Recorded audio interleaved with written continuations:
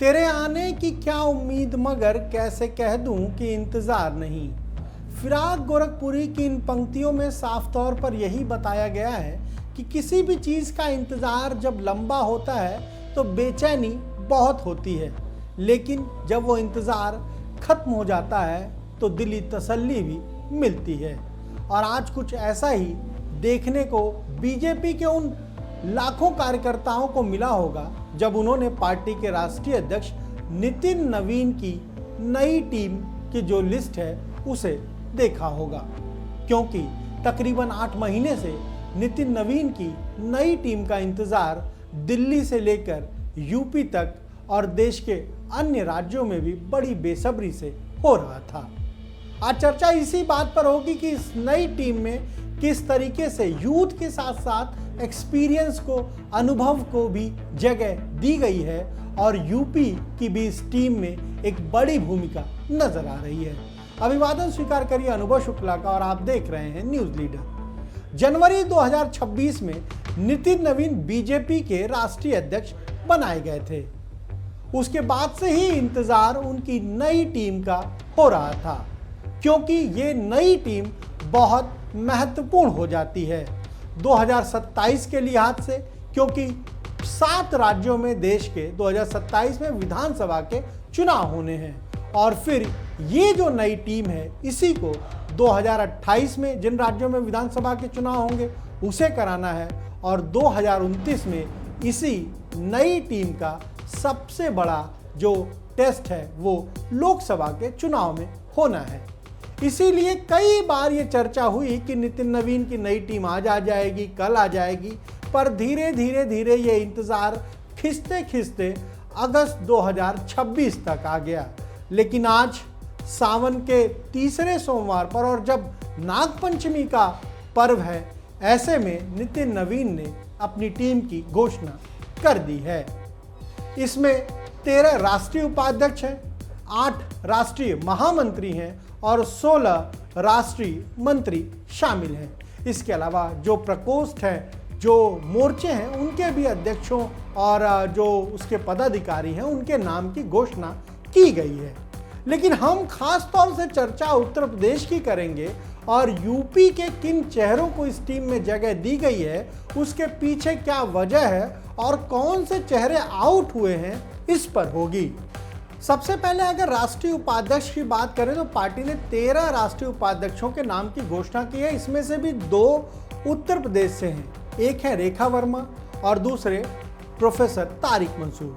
हालांकि रेखा वर्मा पहले भी राष्ट्रीय उपाध्यक्ष रही हैं और न्यूज़ लीडर ने पहले ही कहा था कि रेखा वर्मा को पार्टी रिपीट करेगी, यानी उन्हें फिर से जो राष्ट्रीय टीम है उसमें जगह मिलेगी, क्योंकि रेखा वर्मा के बारे में ये कहा जाता है कि उन्हें जो भी जिम्मेदारी दी जाती है वो बखूबी उस जिम्मेदारी को निभाती हैं और इसीलिए रेखा वर्मा इस नई टीम में भी उन्हें जगह मिली है और राष्ट्रीय उपाध्यक्ष के तौर पर वो काम करेंगी।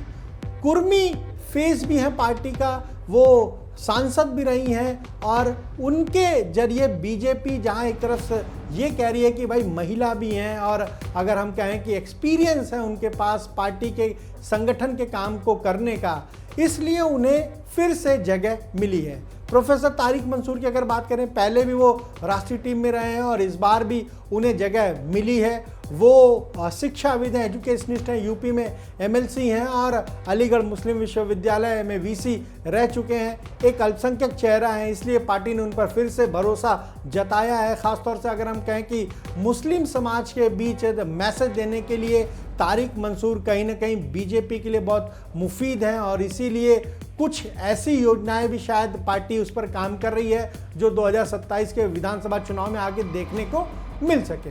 अब अगर राष्ट्रीय महामंत्रियों की बात करें, जो नेशनल जनरल सेक्रेटरी हैं पार्टी में, जो बहुत पावरफुल माने जाते हैं, तो 8 नामों की घोषणा की गई है। उसमें भी यूपी से 2 नाम हमें दिखाई दे रहे हैं, एक है स्मृति ईरानी, दूसरे हरीश द्विवेदी। स्मृति ईरानी ने अमेठी में जब राहुल गांधी को मात दी थी 2019 के लोकसभा चुनाव में, उसके बाद जिस तरह से उनकी एक इमेज बनी थी पूरे देश में और जो लगातार उन्होंने वहाँ काम किया था। ये अलग बात है कि 2024 के लोकसभा चुनाव में वो जीत नहीं पाई थी, लेकिन स्मृति ईरानी को भी संगठन का काम बखूबी आता है और यूपी की सांसद होने के नाते उन्हें अब राष्ट्रीय टीम में जगह मिली है, राष्ट्रीय महामंत्री बनाया गया है। तो माना जा रहा है कि यूपी में जब 2027 के विधानसभा चुनाव होंगे वहां पर भी उनकी भूमिका नजर आने वाली है। अगर हरीश द्विवेदी की बात करें, वो पहले भी राष्ट्रीय टीम में रहे, राष्ट्रीय मंत्री रहे, लेकिन इस बार उनका प्रमोशन हुआ है, राष्ट्रीय महामंत्री वो बनाए गए हैं। बस्ती से 2 बार सांसद रहे, 2024 में वो नहीं जीत पाए, लेकिन जो भी काम उन्हें पार्टी देती है उसे वो ठीक ढंग से करते हैं, संगठन की उन्हें समझ है। और एक समय तो ऐसी स्थिति थी यूपी में जब प्रदेश अध्यक्ष के नाम की चर्चा हो रही थी तो हरीश द्विवेदी के नाम की भी चर्चा थी कि हरीश द्विवेदी भी प्रदेश अध्यक्ष बन सकते हैं यूपी में, लेकिन अब उन्हें राष्ट्रीय महामंत्री बनाया गया है। असम के वो प्रभारी रहे जहां पर विधानसभा चुनाव में बीजेपी ने हैट्रिक मारी है जीत की, तीसरी बार सरकार बीजेपी ने वहां बनाई है। अभी कुछ दिन पहले, 4-5 दिन पहले राजस्थान में निकाय चुनाव के लिए जब प्रभारी की घोषणा की गई तो हरीश द्विवेदी का नाम उन्हें प्रभारी बनाया गया, उनका नाम उसमें था। तो वहीं से संकेत मिल रहा था कि हरीश द्विवेदी की भूमिका बड़ी होगी और अब उन्हें नितिन नवीन की टीम में राष्ट्रीय महामंत्री बनाया गया। अगर हम राष्ट्रीय मंत्रियों की बात कर लें तो उसमें कुल 18 नाम है और उसमें भी भोला सिंह जो बीजेपी के सांसद हैं, लगातार तीसरी बार वो जीते हैं, उन्हें इस बार राष्ट्रीय टीम में शामिल किया गया। हालांकि जो मोर्चा है उसमें वो पहले से थे पर अब उन्हें राष्ट्रीय टीम में राष्ट्रीय मंत्री बनाया गया है। इसके अलावा डॉक्टर संगीता यादव को भी राष्ट्रीय मंत्री बनाया गया है, वो भी महिला हैं, यादव बिरादरी से आती हैं। तो कहीं ना कहीं एक मैसेज देने की भी कोशिश बीजेपी ने 2027 के यूपी विधानसभा चुनाव से पहले ये की है। संगीता यादव 2017 में विधायक बनी, फिर 2022 में उन्हें टिकट नहीं मिला, 2023 में उन्हें राज्यसभा भेजा और अब 2026 में उन्हें राष्ट्रीय टीम में राष्ट्रीय मंत्री बनाया है। और अभी राजस्थान में जो निकाय चुनाव के लिए जब लिस्ट जारी हुई प्रभारी सह प्रभारी की तो उन्हें वहां पर सह प्रभारी बनाया गया है। तो इस तरीके से यूपी के ये जो बड़े नाम है जो हमने बताया, कोई राष्ट्रीय उपाध्यक्ष, राष्ट्रीय महामंत्री, राष्ट्रीय मंत्री बनाए गए, लेकिन 2 ऐसे नाम हैं जिन्होंने लंबी छलांग मारी है खासतौर से राष्ट्रीय टीम में। एक है राज्यसभा के सांसद अमरपाल मौर्य, उन्हें ओबीसी मोर्चा का राष्ट्रीय अध्यक्ष बनाया गया है। दूसरे हैं कुंवर बासित अली, वो अभी तक उत्तर प्रदेश में अल्पसंख्यक मोर्चा के प्रदेश अध्यक्ष थे और बासित अली को भी अब जो बीजेपी का अल्पसंख्यक मोर्चा है उसका राष्ट्रीय अध्यक्ष बनाया गया है। दोनों यूथ लीडर हैं। अमरपाल मौर्य की अगर बात करें, संगठन के काम को बखूबी जानते समझते हैं और यूपी में वो प्रदेश महामंत्री रहे हैं, राज्यसभा फिर भेजे गए।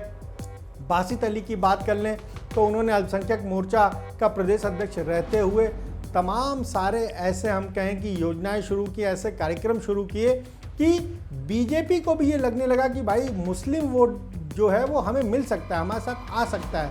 22 के चुनाव को छोड़े अगर और 23 के जब निकाय चुनाव यूपी में हुए तो बीजेपी ने पहली बार निकाय चुनाव में कुछ मुस्लिम उम्मीदवार उतारे और कुछ मुस्लिम उम्मीदवार निकाय चुनाव में जीते भी।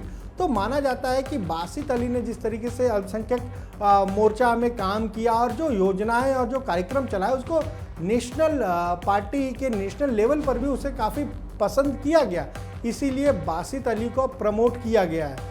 एक और नाम है राष्ट्रीय मंत्री में डॉक्टर स्वदेश सिंह। स्वदेश सिंह हालांकि प्रतापगढ़ के रहने वाले हैं, लेकिन लिस्ट में आप देखेंगे तो दिल्ली उनके नाम के आगे लिखा है। तो इस तरीके से आप देखें तो वो भी यूपी से ही बिलोंग करते हैं और राष्ट्रीय अध्यक्ष नितिन नवीन के बेहद करीबी वो बताए जाते हैं।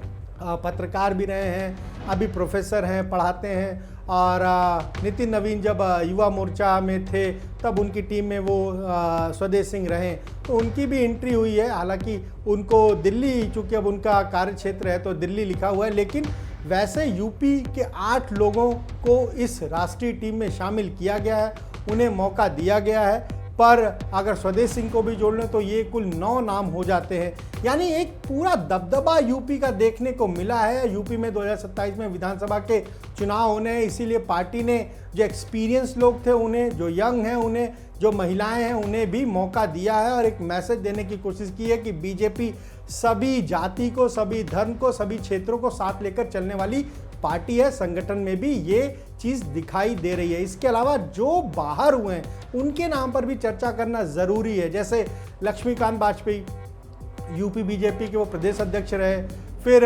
वो राज्यसभा के सदस्य हैं अभी, और झारखंड के प्रभारी रहे, और राष्ट्रीय टीम में थे, वो राष्ट्रीय उपाध्यक्ष थे, पर इस बार उन्हें आउट किया गया है। उम्र भी ज़्यादा हो गई है, शायद ये भी एक वजह हो सकती है।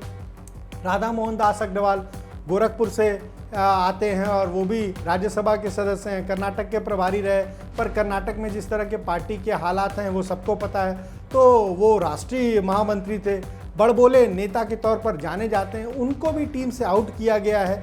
इसके अलावा अरुण सिंह, पूरा काम पार्टी का कुछ भी जारी होता था अरुण सिंह के सिग्नेचर से जारी होते थे, तो वो भी अभी तक टीम में थे, राज्यसभा के सदस्य हैं, यूपी से ही है, पर उन्हें भी अब पार्टी से बाहर किया गया है। उनकी भी उम्र के बारे में यही कहा जाता है कि ज़्यादा उम्र उनकी हो गई है, पर एक नाम जरूर जो ऐसा है जिसे राष्ट्रीय टीम में नहीं रखा गया है, और वो है गुर्जर नेता सुरेंद्र नागर का। वो अभी तक राष्ट्रीय मंत्री थे और जब हरियाणा में चुनाव हुए तो उन्हें सह प्रभारी बनाया गया था, बीजेपी को वहाँ जीत भी मिली। इसके अलावा ये भी कहा जाता है कि जो भी काम सुरेंद्र नागर को दिया जाता है उसे बखूबी वो करते हैं, पर उसके बावजूद अगर उन्हें टीम में जगह नहीं मिली है तो अब चर्चा ये है कि जब जल्द मोदी 3.0 का कैबिनेट रिशफल होगा तो वहां पर उन्हें जगह मिल सकती है। यानी मोदी मंत्रिमंडल का जब पहला विस्तार होगा तो वहां सुरेंद्र नागर को भी जगह मिल सकती है। इसी तरीके से बीजेपी के जो राष्ट्रीय कोषाध्यक्ष थे राजेश अग्रवाल, उन्हें भी हटाया गया है और अब पीयूष गोयल को राष्ट्रीय कोषाध्यक्ष बनाया गया है। राजेश अग्रवाल की भी उम्र काफ़ी हो चुकी है, पर वो पार्टी के बहुत लॉयलिस्ट है। यूपी में वित्त मंत्री रहे, लंबे समय तक ट्रेजरर रहे, फिर उनको पार्टी का राष्ट्रीय कोषाध्यक्ष बनाया गया। अब पीयूष गोयल को राष्ट्रीय कोषाध्यक्ष बनाया गया है, तो इसको लेकर भी चर्चाएं अब हो रही हैं, क्योंकि इंतजार इसी बात का था कि संगठन का विस्तार हो जाए, फिर उसके बाद मोदी 3.0 का विस्तार होगा, पहला विस्तार होगा। और चूंकि चुनाव होने हैं 7 राज्यों में 2027 में, यूपी महत्वपूर्ण है, यहाँ पर भी चुनाव है, तो जब मोदी 3.0 का जो रिशफल होगा पहला, उसमें भी यूपी का दबदबा देखने को मिलेगा। कुछ चेहरे ऐसे होंगे जिन्हें हटाया जाएगा, कुछ नए चेहरों की एंट्री होगी, लेकिन नितिन नवीन की ये जो नई टीम आई है इसमें यूपी का दबदबा देखने को मिल रहा है और कई सारे मैसेज इसके जरिए साफ तौर पर पार्टी ने दिए हैं। आज इस वीडियो में इतना ही। आप जुड़े न्यूज़ लीडर के साथ।